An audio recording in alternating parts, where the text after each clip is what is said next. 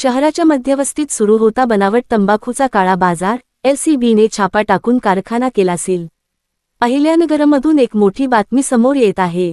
शहरात अवैधरित्या सुरू असलेला बनावट सुगंधी तंबाखूचा कारखाना स्थानिक गुन्हे शाखेने छापा टाकून उद्ध्वस्त केला आहे.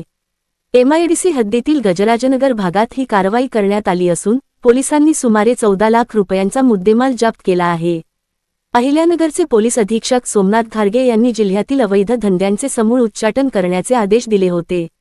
या आदेशानुसार स्थानिक गुन्हे शाखेचे पोलीस निरीक्षक किरणकुमार कबाडी यांच्या मार्गदर्शनाखाली एक विशेष पथक पेट्रोलिंगवर होते. यावेळी गुप्त बातमीदारामार्फत माहिती मिळाली की गजराजनगर येथील कालीमाता मंदिराजवळ एका घरात बनावट सुगंधी तंबाखू तयार करण्याचे काम सुरू आहे. पोलिसांनी अन्न व औषध प्रशासन विभागाच्या अधिकाऱ्यांसह या ठिकाणी छापा टाकला असता 3 आरोपींना रंगेहाथ पकडण्यात आले. अटक करण्यात आलेल्या आरोपींची नावे खालीलप्रमाणे आहेत.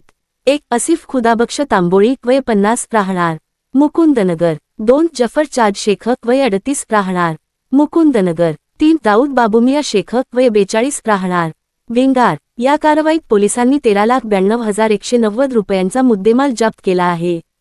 यामध्ये 600 किलो सुगंधी तंबाखू आणि बनावट किंवा तंबाखू तयार करण्याचे 3 मिक्सर आणि 6 इलेक्ट्रिक मोटारी, पिशव्या सील करण्याची 3 मशीन आणि पॅकिंगचे साहित्य, घातक रसायने, रंग, पॅराफिन आणि एअर कंप्रेसर.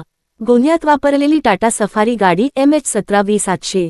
ही धडाकेबाज कारवाई पोलीस निरीक्षक किरणकुमार कबाडी यांच्या नेतृत्वाखाली पोलीस उपनिरीक्षक राजेंद्र वाघ, पोलीस अंमलदार सुनील पवार, गणेश धोत्रे, शाहिद शेख, बिरपा करमल, संतोष खैरे, शिवाजी कावडे, अरविंद भिंगारदिवे, उमाकांत गावडे आणि महिला पोलीस अंमलदार सोनल भागवत यांच्या पथकाने केली आहे.